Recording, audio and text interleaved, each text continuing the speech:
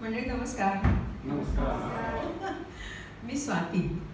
शब्दांचं मोती वेचायला मला आवडतं आणि त्या शब्दांच्या मोत्यांची माळ गुंफणं, कविता करणं हा माझा आवडता छंद आहे. मला शब्दातून व्यक्त व्हायला आवडतं आणि त्यासाठी मला कविता जास्त जवळची वाटते. कारण ना कमी जागेत, कमी वेळात, कमी शब्दात बरंच काही अगदी नेमकेपणानं सांगता येतं. कविता म्हणजे भावनांचा शब्दोत्सव.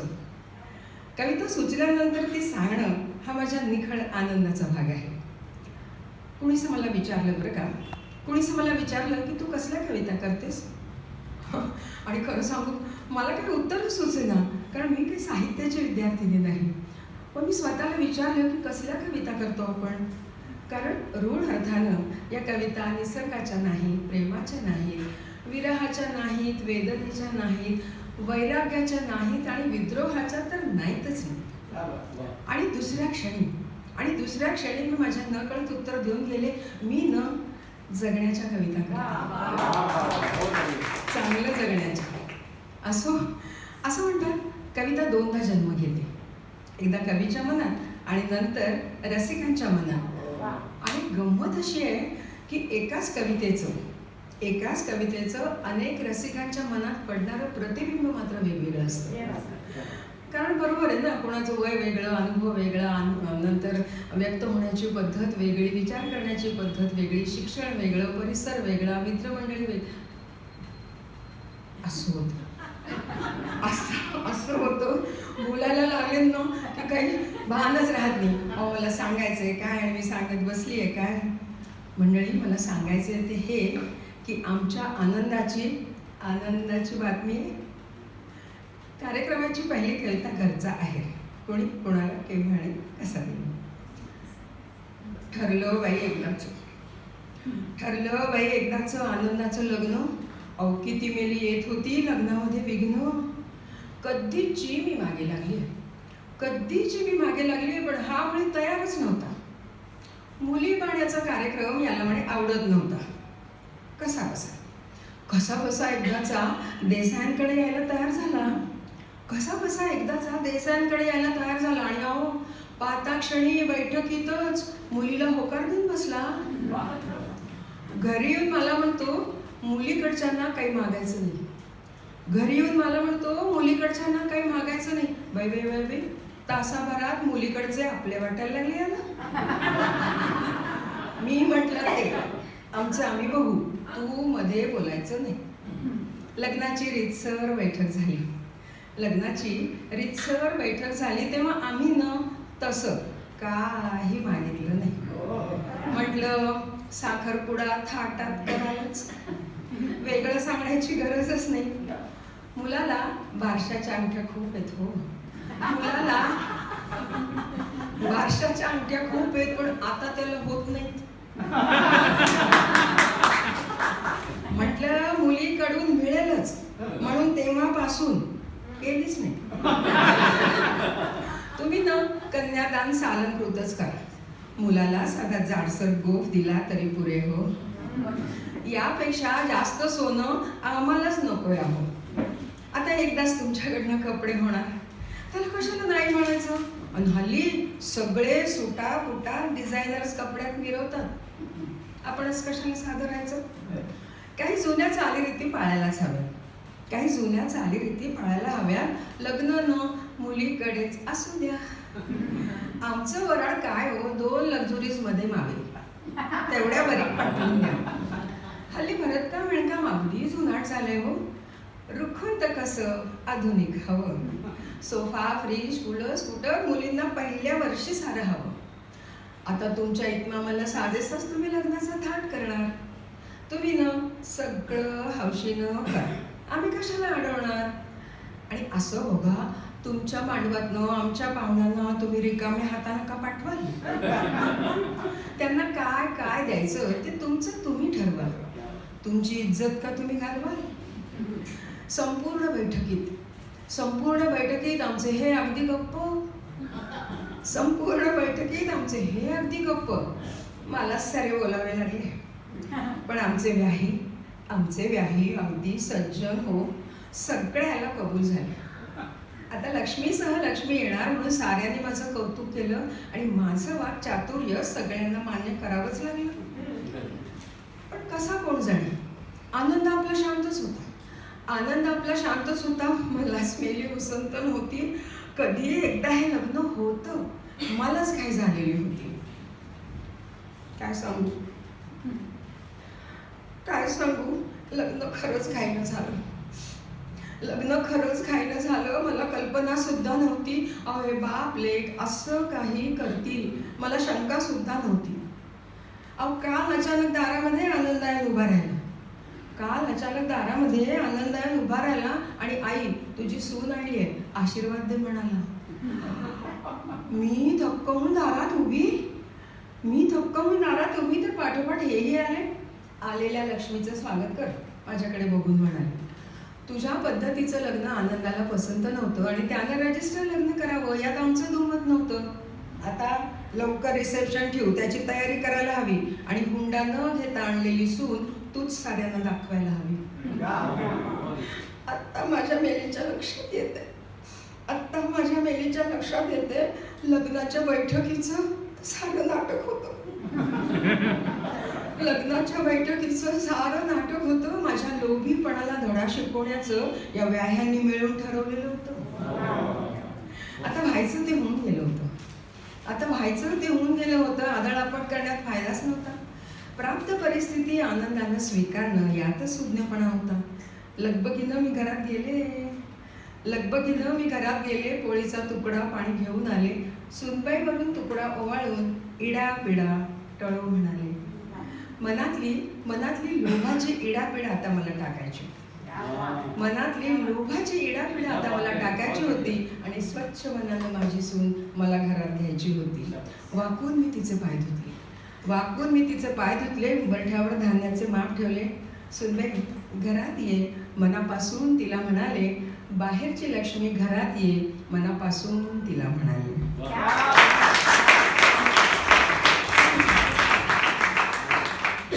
असा हा राजा राणीचा संसार सुरू होतो. संसार वेलीवरती फुलं उमलतात. तर गुलाब मोगरा असं काय उमललं तर खुश होतात लोक. आणि अजूनही जाई जुई चमेली असं काय उमललं संसार वेलीवर तर अजूनही नाराज असणारे लोक आहेत. आणि त्यातूनही ती विदर्भातली असेल आणि ती शिकते म्हणेल तर तिची आई तिला काय म्हणते. त्याची ही कविता शीर्षक आहे सपान स्वप्न. अवोटी उठ पसरली महाराणी. सूर्यकंदीचा वरी आला आता ये डोळा झोपते का कोणी. मंडळी इथे एक सांगायला हवं की कविता 3-4 प्रकारांनी पोचवता येते. कविता वाचून दाखवली तर ते काव्य वाचन, कविता पाठ करून सांगितले तर ते काव्य पठण, कविता गाऊन दाखवली काव्य गायन. 4था प्रकार आहे काव्य सादरीकरण. थोडीशी देहबोली आणि थोडासा वाचिक अभिनय यांची जर जोड दिली तर रसिकांच्या मनाचा रंगमंच होतो आणि त्याच्यावरती कविता घडली तर ती जास्त चांगल्या पद्धतीने पोहोचते. पण एवढंच आहे की सादरीकरण हे मिठा इतकंच हवं असं. पसरली महाराणी. सूर्यकंदीचा वरी आला आता ये डोळा झोपते का कोणी. कशी हो मायतू मी सपन पाहत होतो आणि खूप सारे शिकून साहेबीन झालो होतो. माझे बाय जरा जागी राह. मी चाललो कामावर घराकडं आणि बाल्याकडं पाय. सपान पाव मोठ्यानं त्याले नाही काम. आपल्या कामी आपलेच कष्ट पण आपलाच घाम. शिकून तरी का बेकारच राहशील. मग माझे महिने चोचले का खाशील. आय हे सपन हाय म्हणून जगूशा तरी वाटते. नाहीतर डोळ्यापुढं निरांगारच दाटते. तिला शेवटी सुवर्णमध्ये सापडतो ते म्हणते माय तू फिकर नको करू. मी दिसभर तुझं समद काम करन. माय तू फिकर नको करू, म्या दिसभर तुझं समद काम करन, म्या रातीच्या शाळेत जाईन पण माझं सपान पुरं करन, माझं सपान पुरंच करन. असो कुठलाही संसार राजाराणीचा असो कोणाचा असो सुखाचा व्हायचा असेल ना तर घराघरातनं एक गोष्ट झाली पाहिजे, संसारी लोणचं घातलं गेलं पाहिजे. आणि आपल्याला सगळ्यांना माहिती आहे ती कविता कित्येक वर्षांपासूनच अशी निनावी फिरते. मग मला असं कुठून कुठून अमेरिका काय निकडे बंगलोर काय आणि अगदी परतवाडा काय सगळीकडून फोन येतात की अगं ही तुझी कविता निनावी फिरते, त्याला आता आपला काही इलाज नसतो. तर म्हणून मी सुरुवातीचं काही प्रयोग संसारी लोणचं याच नावाने केले आणि आता हा कार्यक्रम हा दिलखुलास आहे. छोटीशी आणि मी जेव्हा मुलाकडे गेले अमेरिकेत तेव्हा ICC इंडिया कम्युनिटी सेंटर्समध्ये सगळ्या स्टेट्समधली लोकं येतात आणि ते गुजराती मारवाडी किंवा साऊथचे त्या सगळ्या लोकांना आपापल्या लोणच्याचा केवढा अभिमान असतो ना. तर तिथे मी ही कविता हिंदी मराठी इंग्लिश असं करत सांगितली. त्याच्यामुळे व्हॉट अ थॉट. आणि नंतर एक असं जोडपं आलं होतं, छान होतं, जसं लोणचं मुरलेलं असतं की तसं ते जोडपं आलं आणि म्हणाले मॅडम अभी जाइए आप लाइब्रेरी में बैठिए और लाइब्रेरी में जाके इसको हिंदी बनाइए. तो मतलब काय, तो मतलब आपको क्या ज़रूरत है, आपका तो फैमिली अचार बहुत ही अच्छा बढ़िया बना हुआ है. नहीं बोले इसको जेरॉक्स करेंगे और हमारी बहू बेटियों को देंगे. त्यांचा विश्वास बाबा असं कोणी वाचून बहू बेटिया बेस्ट संसार करते असं कविता अशी. संसारी लोणच्याच्या फोडी आधी करकरीत असतात, नंतर कुरकुरत का होईना हळूहळू मुरतात. या लोणच्याचं वैशिष्ट्य ते बाजारात मिळत नाही हो, कुटुंबाने मिळवून ते घालायचं असतं, एकट्या बाईनी नाही. कुटुंबाने मिळवून ते घालायचं असतं, त्याशिवाय जगण्याला चवच येत नाही. रेसिपी ऐकायला सोपी आहे. रेसिपी अशी कडवट शब्दांची मेथी जरा जपूनच वापरावी, कडवट शब्दांची मेथी जरा जपूनच वापरावी. स्वतःच्या हाताने कशाला उगाच लोणच्याची चव घालवावी. जिभेनं तिखटपणा आवरला तर त्याचा बराच फायदा होतो, जिभेनं तिखटपणा आवरला तर त्याचा बराच फायदा होतो. लोणच्याचा अनावश्यक झणझणीतपणा त्याने जरा कमी होतो. मीपणाची मोहरी जास्त झाली तर लोणचे खार कोरडा होतो आणि इतरांच्या आपुलकीचा रस त्यात उगाच शोषला जातो. रागाचा उग्रहिंग तसा तितका बाधत नाही आणि राग लवकर शांत झाला तर लोणच्याची चवही बिघडत नाही. प्रेमाची हळद लोणच्याला खरा रंग आणते, प्रेमाची हळद लोणच्याला खरा रंग आणते आणि विकारांच्या बुरशीपासून संरक्षणही करते. समृद्धीचं तेल असलं ना तर काळजीचं कारण नसतं, समृद्धीचं तेल असलं तर काळजीचं कारण नसतं. त्या थराखाली संसारी लोणचं बरंचसं सुरक्षित असतं. आणि शेवटी असं संसारी लोणचं नासू नये म्हणून फार फार जपावं लागतं, संसारी लोणचं नासू नये म्हणून फार जपावं लागतं. सहनशक्तीच्या मिठाचं प्रमाण जरा जास्त ठेवावं लागतं, जरा जास्त ठेवावं लागतं. आणि या कवितेचं पुस्तकाचं आणि नंतर माझी जी सुरुवातीची ऑडिओ कॅसेट होती त्याचं प्रकाशन, पुस्तकाची दुसरी आवृत्ती, ऑडिओ कॅसेटची दुसरी आवृत्ती बाबासाहेब आमटे यांच्या आनंदवनात झालं. तर मग साधना ते म्हणाले की अगं हे संसाराचं नाही कुठल्या संस्थेला सुद्धा हे लागू पडतं. हे सगळं जे सांगतेस ना हे नुसतं संसारापुरतं नाही, संस्था सुद्धा एक कुटुंबच असतं तर त्याला सुद्धा हे लागू पडेल. असो तुम्ही बघताय माझ्याकडे,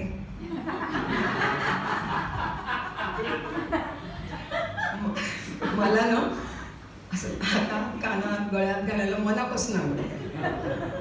असे वडील सांगायचे, माझी आई समितीची, त्यांना फार वैषम्य वाटायचे की आपल्याला अशी नटुरडी मुलगी कशी काय. माझ्या बाबांना दागिने घातलेले आवडत नाहीत म्हणून माझी आई दागिने घालायचे, तिची वज्र टिकण मोहन माळ मीच घालून मटकत असे. आणि त्यांना बाबांना आवडत नाही म्हणून माझी आई दागिने घालायचे नाही. तेव्हाच्या बायकांना नवऱ्याचं फारबे ऐकायच्या. आताचे नवरे सांगायच्या भानगडीत पडत नाही आणि सांगितलं तर कितपत पाळल्या जाईल नियम ते नाही. पण माझं बाबा मला म्हणायचे की काय मटकते जीवाला, काय मटकते जीवाला. माझं बाबा म्हणजे पूर्वीच्या वडिलांना ना आपल्या मुलांशी गोड बोलणं हे बिलो डिग्निटीच वाटायचं. आम्ही दिल्लीत पदवी झाली आमची आणि मला फारच म्हणजे कंटाळा झाला तरी सारखं ते भाभीजी भाभीजी भाईसाहेब भाईसाहेब. तरी बरं नागपूरच्या लोकांना पुष्कळ हिंदी बोलायची सवय असते पण तरी म्हणजे आणि मग फार एकटेपणा वगैरे आला तिथे आणि मग असं वाटलं की आपण कुठेतरी बोलावं. मग मी डायरेक्ट बोलायला लागले आणि नंतर काय म्हटलं कोणाच्या हातात पडली तर जरा नीट बोलावं ना. तर मग काय त्याच्या कविताच झाल्या असं. आणि माझ्या भावाला दिल्लीत फोन आला बरं का, काय करते मी अशी त्यांचं काय इतर गावांना करते ते म्हणजे काय म्हटलं आराम काय वाटतं का म्हणे जीवाला. बरं मी 2 मुलांच्या मोठ्या मुलांची आई बाबा आपली फेकतायत म्हणजे मला वाटतं का जीवाला वगैरे. म्हणे तिथे 96-97ची गोष्ट आहे ही, आम्ही दिल्लीत होतो. म्हणे तिथे सुषमा स्वराज आहे तुझ्याच वयाची आहे तिच्या बरोबरने काम करू. मी म्हटलं काय आता जुम्मा फुगडी काय. तर म्हणे ती तुझ्याच वयाची आहे तिच्याबरोबर काम बिम कर. तर मी बाबांना म्हणाल की बाबा नाही तुम्ही इथे या. यवतमाळला होते बाबा. तुम्ही इथे या. कशाला म्हणे. नाही म्हटलं तुम्ही याच इथे. कशाला म्हटलं इथे नरसिंहराव आहे तर तुमच्याच वयाचं.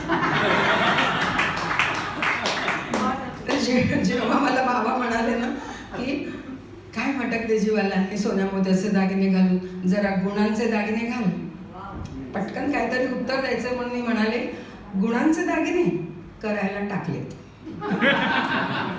परत काय बाबांनी विचारलं नाही आणि विचारलं असं तुम्ही म्हणाले असते की अजून मिळाले नाही. परत जर विचारलं असतं ना तर मी ठरवून ठेवलं होतं की मी असं म्हणणार मी घातलेत गुणांचे दागिने पण तुम्हाला दिसत नाहीत. तुम्हाला सगळे दोषच दिसतात माझ्यातले.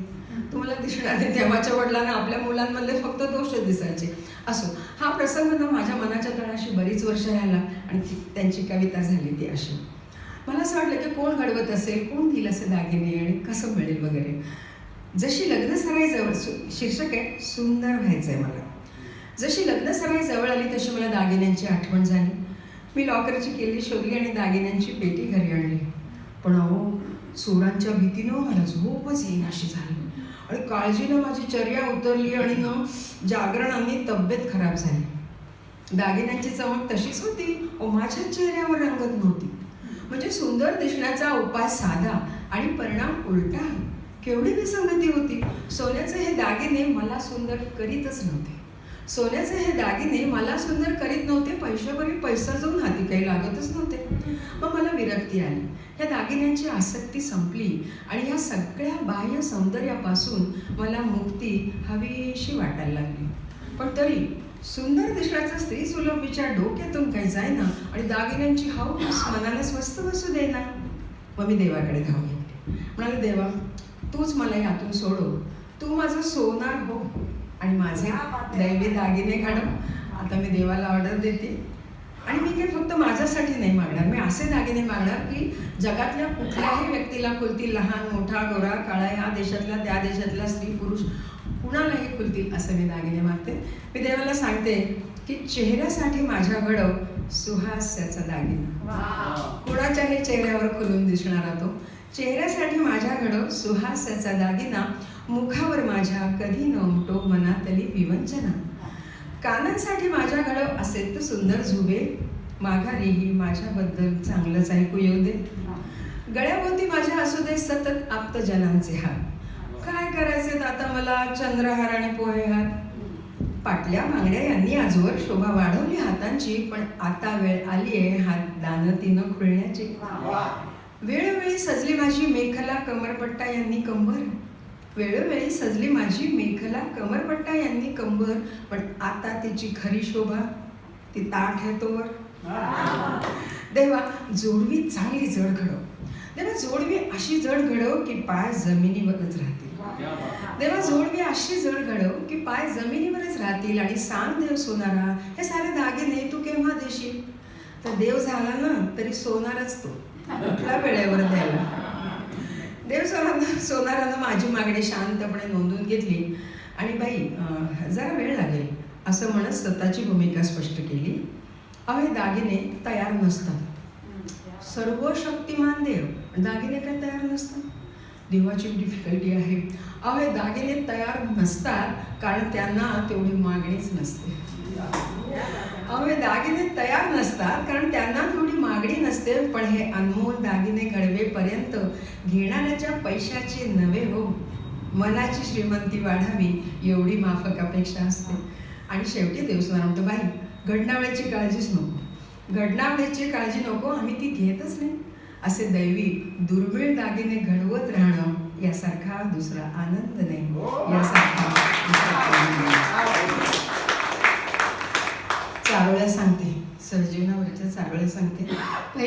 अशी आहे की प्रत्येक जोडप्याने मनातल्या मनात मोठ्याने म्हणावी अशी ही चारोळी.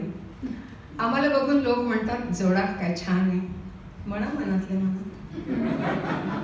आम्हाला बघून लोक म्हणतात जोडा काय छान आहे, मात्र आम्हालाच कळतं जोडा कुठे चावतो आहे.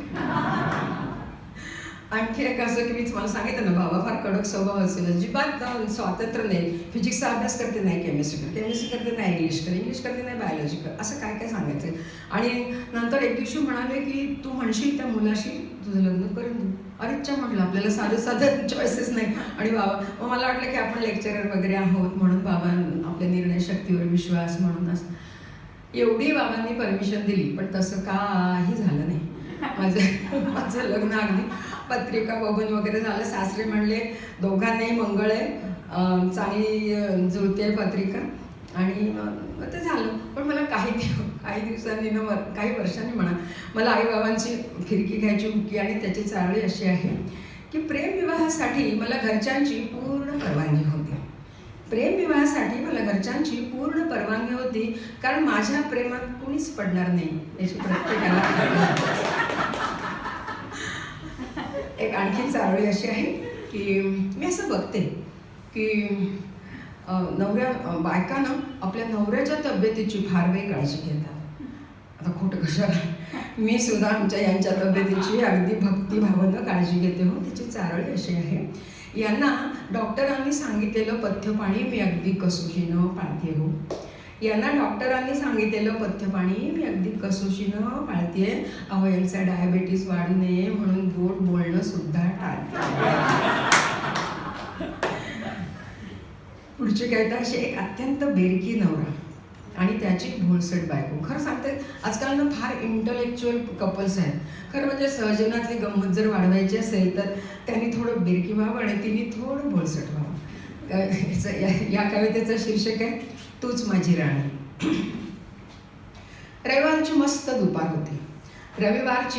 दुपार होती. बायको मंडळात गेलेली होती. माझ्या हातात पुरवणी होती आणि डोळ्यांमध्ये सुस्ती तरळत होती. तेवढ्यात ही परत आली आणि रागानं पुटपुटत घरात गेली. माझ्या मनात शंकेची पाल चुकचुकली आणि आगामी संकटाची मला चाहूल लागली. मी काहीच विचारत नाहीसं बघून हीच पुन्हा बाहेर आली. नवरे असंच करतात. जेव्हा बायकोला भरभरून सांगायचं असतं ना, तेव्हा ते असा पेपर सगळ्या. मी काहीच विचारत नाहीसं बघून हीच पुन्हा बाहेर आली. तुमचं माझ्यावर प्रेमच नाही, एकदम बॉम्ब टाकून म्हणाले. मी काहीच विचारत नाहीसं बघून हीच पुन्हा बाहेर आली. तुमचं माझ्यावर प्रेमच नाही, एकदम बॉम्ब टाकून म्हणाली. आता हिची गोष्ट काही खोटी नव्हती, पण माझ्या मनात शंका होती की मी न सांगता माझ्या मनातली वित्तम बातमी या मनकवडीला कशी कळली. तेवढ्यात ती म्हणाली, इतर बायकांचे नवरे बघा आपल्या बायकोकडे किती लक्ष देतात. तू अशी साडी नेस, तू असे केस बांध, तुला हा रंग खुलतो, सारखं प्रेमानं सुचवत असतात. आणि तुमचं माझ्याकडे लक्षच नसतं. मी कशी दिसते तरी तुमचं काय जातं. जाऊ द्या मेलं माझं नशीबच फुटकं. आता असंच आयुष्यभर मनात झुरायचं नुसतं. आता मंडळी तुम्ही सांगा, हिचं हे बरोबर आहे का? मी हिला पूर्ण स्वातंत्र्य देतो, काय नेसायचं ते नेस, काय मी हिला पूर्ण स्वातंत्र्य देतो, त्याचा विपर्यास नाही का? पण मंडळी अंदर की बात सांगितल्याशिवाय राहत नाही. मी खरंच हिला तू अशी राहा, तू तशी राहा काहीही सांगत नाही. कारण काही करा ही चांगली दिसतच नाही. पण तसं तिला सांगायची आपली हिंमत नाही. मी उलट तिला म्हणालो, बेरकेपणा इथे मी उलट तिला म्हणालो, अगं काय अशी रागा करतेस, उगाच डोक्यात राग घालतेस. आता तुला कसं सांगू, मला तू आहेस तशी चांगली दिसतेस. खरं ना, जगातल्या कुठल्याही नवऱ्याने, त्यातल्या त्यात भारतीय नवऱ्याने आणि त्यातल्या त्यात मराठी नवऱ्याने लग्नाच्या वेळी 2 वाक्य पाठच केली पाहिजेत आणि ती वापरली पाहिजे. तर ते असं की तू आहेस तशी चांगली आहेस, आणि दुसरं म्हणजे तुझ्यामुळे माझा संसार झाला. सहजीवनातल्या कितीतरी कटकटी कमी होतील. अगं काय अशी रागा करतेस, उगाच डोक्यात राग घालतेस, आता तुला कसं सांगू, मला तू आहेस तशी चांगली दिसतेस. मंडळी, मात्रा बरोबर लागू पडली. मात्रा बरोबर लागू पडली, लाजून हिची खळी खुलली. तुम्ही न असे हात अगदी म्हणत ही अशी झकास लाजली. आता सुज्ञ लोकांना सांगायला हवं का त्यांची दुपार कशी गेली. एक काका आहेत आणि एक काकू आहेत, बरं का. खरं लहानपणी मी त्या शाळेमध्ये ते काका काकूंची एक मोठी कविता होती, त्यातली मला 2च कडवी लक्षात राहिली. त्याच्यामध्ये असं होते की काकानी काकू फिरायला जातात, काकानी काकू फिरायला जातात, काकू उठे उठे तो काका फिरून येतात. आणि आणि दुसरं असं होतं की काका आणि काकू दिसतात कसे, एकावर पूज्य 10 असे. तर ही दोन कडवी मला जास्त लक्षात राहिली, कारण ती आम्हाला लागू पडतात असं. तर ते काका आणि काकूंची नेहमी तक्रार की काकांची काही मदतच होत नाही घरकामामध्ये. मग काकांनी व्यारास घेतलं आणि खूप मदत करायला लागले वगैरे. पुढे काय झालं कोणास ठाऊक, काकूंनी काकांना किचनमध्ये यायला बंदी केली. कवितेचं शीर्षक बंदी. व्यारेस घेतल्यानंतर हे म्हणाले तू आता आराम कर. व्यारेस घेतल्यानंतर हे म्हणाले तू आता आराम कर, अगं मी करतो सकाळचा चहा, तू वाच तुझा लाडका पेपर. आता काकू पेपर वाचतायत, काका चहा करतायत, कुठे बसतील काकू. काकू अशाच बसतील, काका दिसले पाहिजे. काकूंचा आता पेपर वाचणं चालू आहे. आणि अहो ते कालचं दूध आधी वापरा. परत काकूंचा आता काय वाचतोय बाई भांड केवढं, गॅस केवढा, सिंकर बरं काय कुठताय, अहो आलं कुठून नाही, किसून टाका. परत आपलं काकू वाचतायत. अहो साय काय खाताय, दगडीत जमा करा, तूप कसं व्हायचं. आणि बरं का हातासरशी चहाचं भांडं घासून टाका, लागतं सारखं सारखं. हळूहळू यांना सगळं निगुतीनं जमायला लागलं. हळूहळू यांना सगळं निगुतीनं जमायला लागलं. आणि पुढे पुढे तर काकांनी नाश्त्याचंही काम स्वतःकडे घेतलं. अर्थात स्वतःच्या हाताने पाणी सुद्धा न घेणारे स्वारी किचनमध्ये रमायला लागले. त्यात माझाच फायदा होता, तक्रारीला काही जागाच नव्हती. शेजार पाजारच्या बायका माझा हेवा करायला लागल्या आणि आपापल्या नवऱ्यांना यांचं उदाहरण द्यायला लागल्या. एकदा मी स्वयंपाकघरात गेले हातचा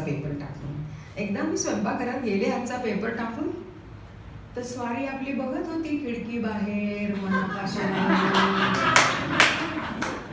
समोरची मिसेस नटोडी शर्मा हसत होती यांच्या डोळ्यात डोळे घालून. मी म्हणाले पुरे झाली मदत. तुम्हाला किचनमध्ये बंदी उद्यापासून. असं ही कविता मी टोराटोला सादर केली. चौथं विश्व साहित्य संमेलन होतं ते बारगळला, आपल्याला माहिती आहे 12 साली झालेलं. आणि नंतर मग कॅनडाच्या लोकांनी ठरवलं की शो मस्ट गो ऑन, मग त्यांनी मराठी साहित्य संस्कृती संमेलन असं. तर 3-4 कार्यक्रमात मी भाग घेतला, कारण की इथनं आले नाही. तर एक परिसंवाद रद्द झाला. आधी माझे 2 कार्यक्रम छोट्या मंडळांमध्ये होऊन गेले होते. मग ते म्हणाले तू करशील का. मी कशाला नाही म्हणते, एकपात्री करायला काय लागतं, एक माईक तयार झालं. आणि 7 संगत नको, असं नको, 1000 लोक समोर बसलेली. आणि मग मी तिथे हा कार्यक्रम सादर केला. ही कार्यक्रम झाला. नंतर मला गराणच घातलं बायकाने. काय ग तू काय म्हणालीस, नवऱ्याला किचनमध्ये बंदी. ते म्हणे हे भारतातल्या बायका करतील, आम्ही खिडकी बुजवू पण नवऱ्याला.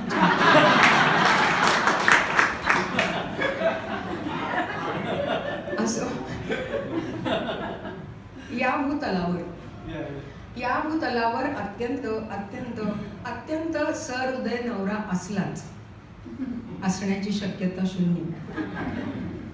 या भूतलावर अत्यंत सहृदय नवरा असलाच आणि त्याला टक्कल असलंच आणि त्याबद्दल त्याच्या बायकोनी त्याला विचारलंच तर तो काय उत्तर देईल त्याबद्दलची ही कवयित्री कल्पना. शीर्षक आहे ईश्वर. काय मेले वाक्प्रचार तरी लोक न बरळतात काहीतरी. ते जे काय बोलतात ते काय खरं असतं का कधी. काय तर म्हणे खूप पैसे साठले तर माणसाला टक्कल पडतं.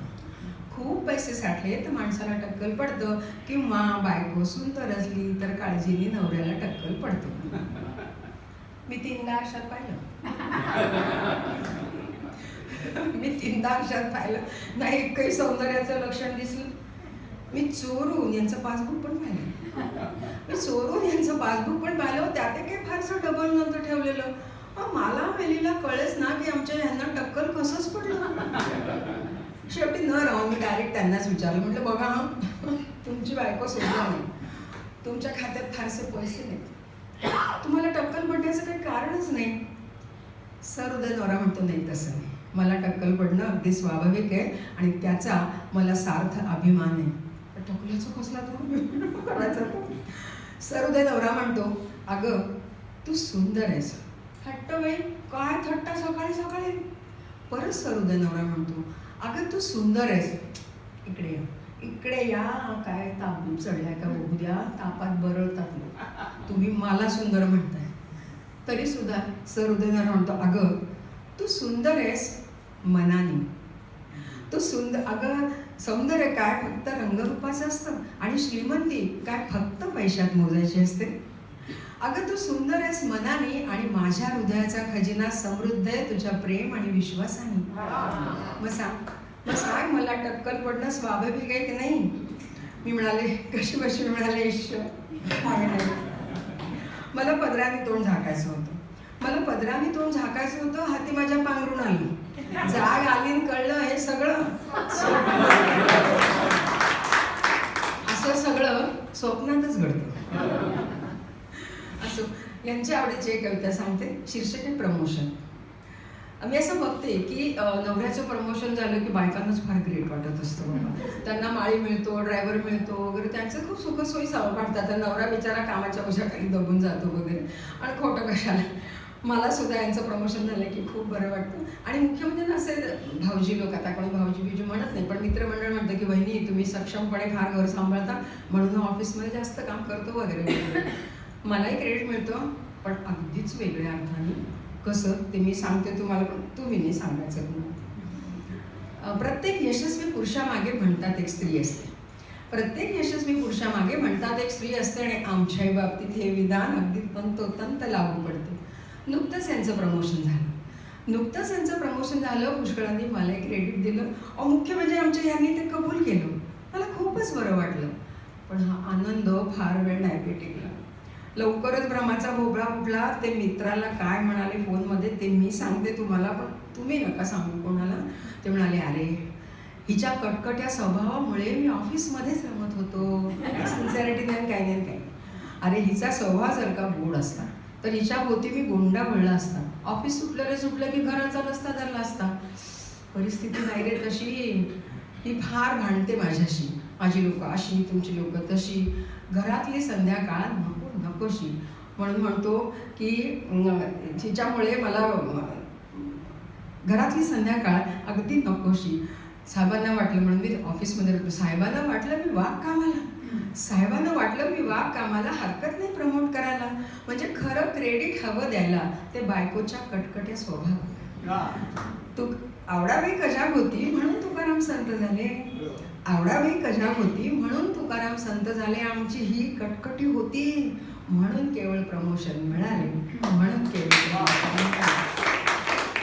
आवडाबाईचा उल्लेख झाला आहे. तुकारामांची बायको ती अत्यंत, आपल्याला माहिती आहे, ती अत्यंत कजा, तोंडाळ, फटकळ अशी होती. आणि पांडुरंगाला चक्क पांड्या मिठ्या म्हणायची आणि अश्रद्धा अशी वाटायची. पण ती तशी नव्हती. तिची श्रद्धा अगदीच वेगळ्या ठिकाणी, वेगळ्या प्रतीची. या कवितेसाठी मला सई परांजपेंचा सुद्धा फोन आला आणि काय तुझी चित्रदर्शी कविता आहे. आणि त्यांचे रमणबागेमध्ये त्यांचा हे होतं, सत्कार होता. तर तेव्हा मी पण गेले तिथे. आता त्यांना नमस्कारच करू देत नाही. आणि म्हणाले की पिटअप वगैरे. आणि नंतर त्यांचं झालं ते म्हणाले 5 मिनिटं द्या मला, एक छान कविता मी झेरॉक्स करून ठेवली. आणि ही कविता त्यांनी सगळ्या लोकांना वाचून दाखवली बघा. तर कविता अशी आहे, अनोखी श्रद्धा. इंद्रायणीनं तारली तुकारामांची गाथा सांगते त्या पुढची थोडी वेगळी कथा. अभंगाचे ओले कागद तुकाराम वाळवीत बसले. त्यात 2 कागद त्यांना कमी दिसले. कुठे गेले असावेत? कुठे गेले असावे त्यांनी बायकोला विचारले. ती म्हणली, वय अवम्याच कनवटीला ठेवलेत. अभंगाचे ओले कागद तुकाराम वाळवीत बसले. त्या 2 कागद त्यांना कमी दिसले. कुठे गेले असावेत त्यांनी बायकोला विचारले. ती म्हणली, वय अवम्याच कनवटीला ठेवलेत. तुकारामांना कळेच ना. तुकारामांना कळेच ना, रडावे की हसावे या निरक्षर अडाणी बाईला कागदांचे काय काम असावे. तशी ती म्हणली, रोज मले पाणी आणा हिरीवर जा लागते. रोज मले पाणी आणा हिरीवर जा लागते. ते तो पाय घसरून पल्ली म्हणजे बाबा मला वेळ लागते. आणि चुकून मापून पल्लीच. शेवटी असं चुकून मापून पल्लीच तर हे कागद धरून ठेवीन. चुकून मापून पल्लीच तर हे कागद धरून ठेवीन. अभंगावानी तरुण जाईल.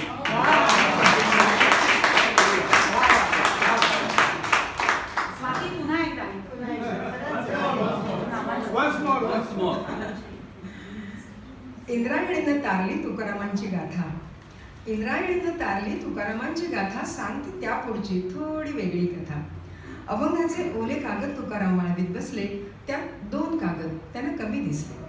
अभंगाचे ओले कागद तुकाराम वाळवीत बसले. त्यात 2 कागद त्यांना कमी दिसले. कुठे गेले असावेत त्यांनी बायकोला विचारले.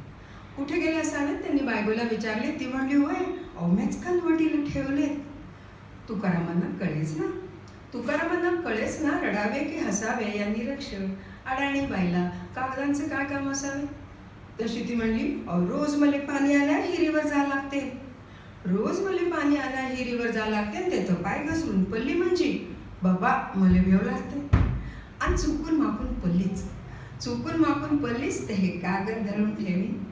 चुकून मापून पल्लीच ते हे कागद धरून ठेवीन. अभंगावानी तरुण जाईल. अशी कशी बोलून अभंगावानी तरुण अशी बोलून.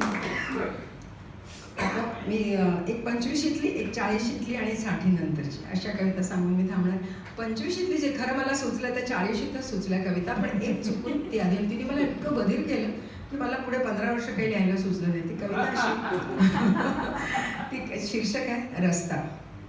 रोज संध्याकाळ झाली की तो तिची वाट पाहायचा. रोज संध्याकाळ झाली की तो तिची वाट पाहायचा. आणि रस्ता त्या दोघांची. याच रस्त्याच्या साक्षीनं त्यांची प्रीत बहरली. याच रस्त्याच्या साक्षीनं त्यांची प्रीत बहरली. आणि एकमेकांना कायम सोबत करण्याची त्यांनी शपथ घेतली.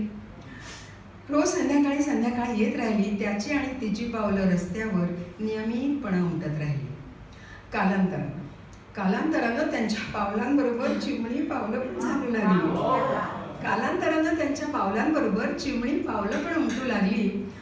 पण ती चिमणी पावलं रस्ता सुखावला. पण ती चिमणी पावलं कधी मोठी झाली आणि वेगळ्या वाटेनं गेली. रस्त्याला कळलंच. रस्ता उदासला. रोज संध्याकाळी येत राहिली. त्याची आणि तिची पावलं रस्त्यावर नियमितपणे उमटत राहिली. कालांतरानं त्यांच्या पावलांबरोबर उमटले 2 गोल. कालांतरानं त्यांच्या पावलांबरोबर उमटले 2 गोल त्यांच्या हातातल्या काठ्यांचे. आणि रस्त्याला जाणवलं ती दोघं आता थकल्याचे. रोज संध्याकाळी येत राहिली. पण त्या दोघांची पावलं आताशा अनियमितपणे उमटू लागली. त्याही दिवशी संध्याकाळ झाली. पण फक्त 2च पावलं उमटून गेली. त्याही दिवशी संध्याकाळ झाली. पण फक्त 2च पावलं उमटून गेली. आणि रस्त्याला जाणवलं की कुणी कितीही सोबत केली तरी माणूस शेवटी एकाकी असतो. आपल्यासारखा, अगदी आपल्यासारखा. पण होतं असं की दुःख वगैरे आपण फार वेळ कुरबाळून नाही ठेवू शकत.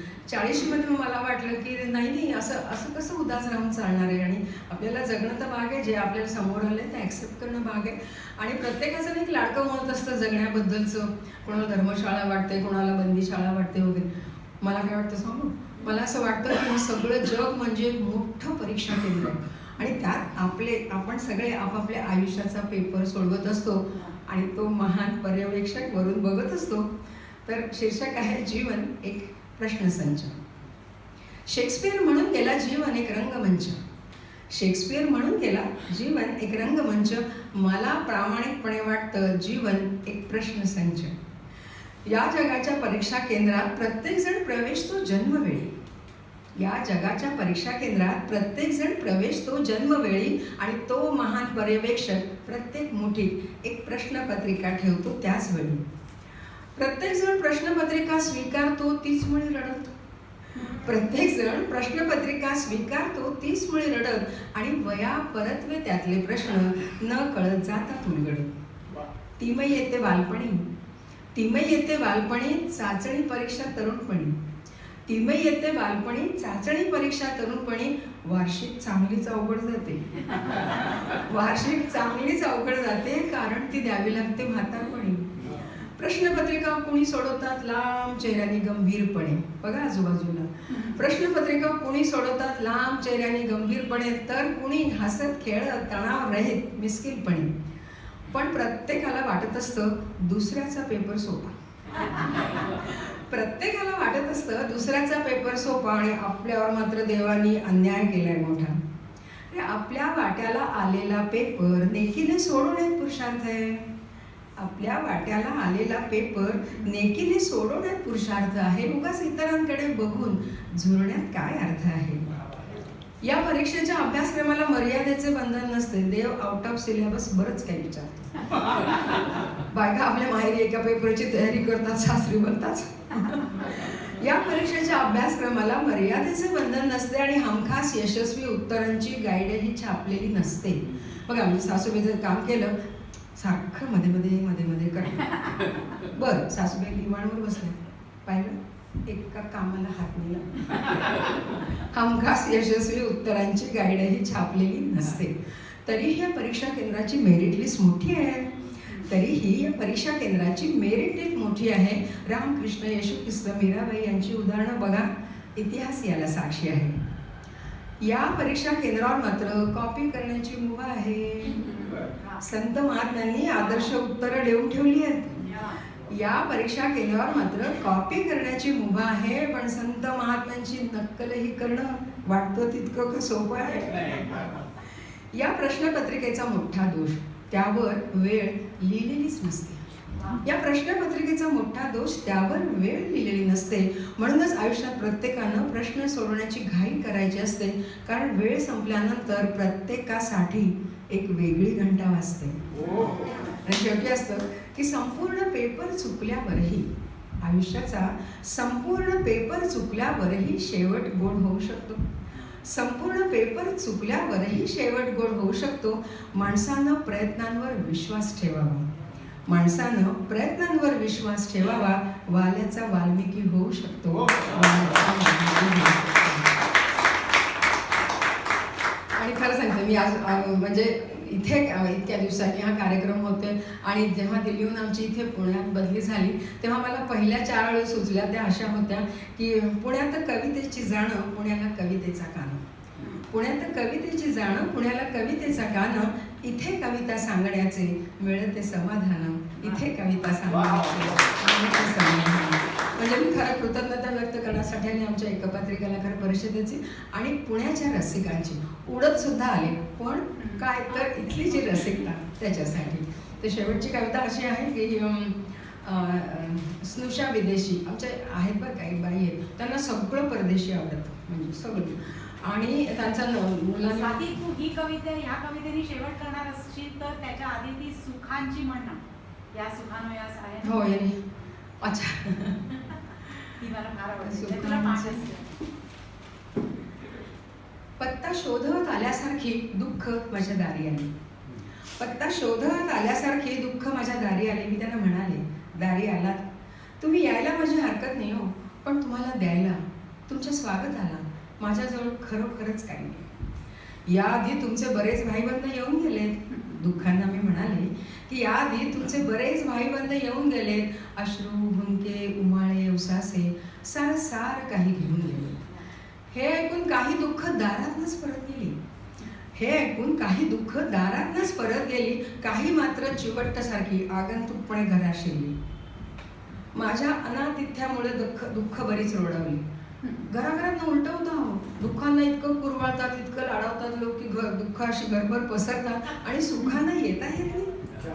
माझ्या अनातिथ्यामुळं दुःख बरीच रोडावली आणि अनुकूल वातावरण नाहीसं बघून हळूहळू पसार झाली. दूर अंतरावरून काही सुख हे सार पाहत होती.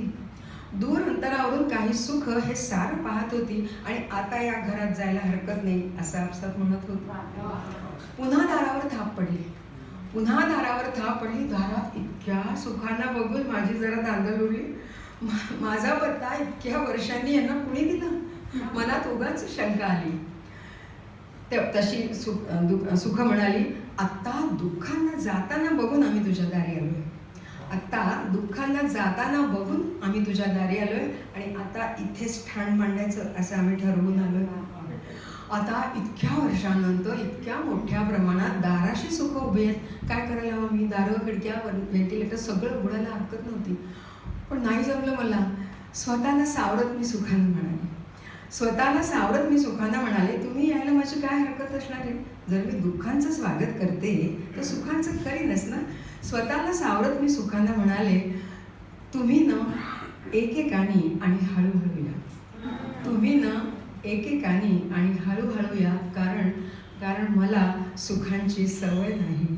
मला सुखांची सवय नाही. दिल्लीहून एक जर्नल निघतं पोएट्री सोसायटी ऑफ इंडियाचं. तर त्याचे जे संपादक होते ते म्हणाले त्याच्यात सगळ्याच स्टेट्समधल्या कवितांचा इंग्रजी अनुवाद देतात आणि तेव्हा तो 65 देशामध्ये, आता तर आणखी नाही जायचा. तर ते म्हणले, मॅडम आपकी जो कविता है ना इसमें बहुत इंडियन थॉट है की सुखांनी हुरळून जायचं नाही, दुःखांना समप्रमाणात घ्यायचं किंवा खचून जायचं नाही वगैरे वगैरे. आपण इथेच जगतो, आपल्याला कळत नाही असं, पण त्यांना त्याच्यातला वेगळेपणा वाटला आणि मग त्यांनी ह्या कवितेचं इंग्रजी भाषांतर. पण खरं सांगू का, इंग्रजी भाषांतर हिंदी जे काय असेल ते गुजरातीत झाल्या त्या सगळ्या दत्तक मुली. मराठी कविता पोटच्या पोरीसारखी वाटते. तर स्नुषा विदेशी अमेरिकेहून अनंता ॲनाला घेऊन आला. अमेरिकेहून अनंता ॲनाला घेऊन आला आणि विमानतळावरच तिने आम्हाला वाकून नमस्कार केला. घरी येऊन म्हणाली, आई, सकाळी उठून म्हणाली, आई गिव्ह मी व्हाईट पावडर. मी दिली हातावर ठेवून त्या बाईंनी कोलगेट टूथ पावडर. ती म्हणली, no I want to put a rangoli to welcome sun god. I want to put a rangoli to welcome sun god. बाई म्हणले, अगं बाई, हिला भारतीय संस्कृती बाधली. माय गॉड. श्रावणात हिनं भक्तिभावानं उपास केले. श्रावणात हिनं भक्तिभावानं उपास केले आणि वर म्हणाली, अनायसे असे डायटिंग पण झाले. भाद्रपदात एलिफंट गॉडवर, गणपतीवर हिची भक्ती चढली आणि सुख करता हिनं तोंडपाठ केली. आणि थंडीत सासू सासऱ्यांचं औषध पण. दिवाळीत ती अनंताला म्हणाली, मी तुला सेंटेड सॉईल लावते. कुठनं? दिवाळीत अनंताला म्हणाले, मी तुला सेंटेड सॉईल लावते. चिडून अनंत म्हणाला, ए बाई, काय तू उगाच माझा मूड स्पॉईल करते. दसऱ्याला म्हणाले, आपण सीमोल्लंघन करू. आधी सगळं आहे, नंतर दिवाळी होते. दसऱ्याला म्हणाली, आपण सीमोल्लंघन करू आणि जाती, धर्म, देश यांच्या सीमारेषांपलीकडे जाऊ. थंडीत सासू सासऱ्यांचं औषध पाणी हिनं मनापासून केलं आणि वर म्हणाले, आमच्या बायबलमध्ये येशूने हेच सांगितलं. संक्रांतीला म्हणाले, मी नऊवार नेसते, आपण हळदी कुंकू करू. बाई म्हणले, अगं ती प्रथा आता मी सोडली आहे, तू पुन्हा सुरू नको करू. फाल्गुनात हिनं सोसायटीतल्या कचऱ्याची होळी केली आणि रंगपंचमीच्या रंगात मनसोक्त रंगली. पाडव्याला हिनं गुढी मनापासून नटवली आणि आमची संस्कृती आम्हाला नव्यानं भेटवली. खरं म्हणजे मी इथे कविता संपवली होती बरं का, पण तरी मला असं वाटलं की झालं का, तसं नेसलं, तसं खाल्लं, तसं बोललं, ते सणवार केले, म्हणजे झालं का संस्कृतीचं पालन? त्याच्या पलीकडे काहीतरी आहे. तर कर्मकांड, सणवार, खाण्यापिण्याच्या, नेसण्याच्या पद्धती यात का कधी बंदिस्त असते कुठलीही संस्कृती? इतिहास, भौगोलिक परिस्थिती ठरवतात जगण्याच्या पद्धती, म्हणून आपल्याला जगभरात दिसतात निरनिराळ्या चालीरीती. कर्मकांड, सणवार समजून उमजून पाळायचे, सर्वांनी मिळून मिसळून आनंदाने जगायचे. काळाप्रमाणे संस्कृती प्रवाही ठेवायची आणि जुनं सांभाळत, नवं स्वीकारत माणुसकी जपायची. आणि असं असतं, माणुसकी सहित कृती तीच खरी संस्कृती. मानवते सहित कृती तीच खरी संस्कृती आणि आपलं जगणं श्रीमंत करते ही संस्कृती ही संस्कृती. तर माझ्या याच्यामध्ये आहे ते काही आलेलं आहे मी. की आज 100 नाही DVD आहे माझी दिलखुलास अशी. आणि पुढ्यात कार्यक्रम करणं आणि इतका लाईव्ह ऑडियन्स समोर असणं खूप धन्यवाद.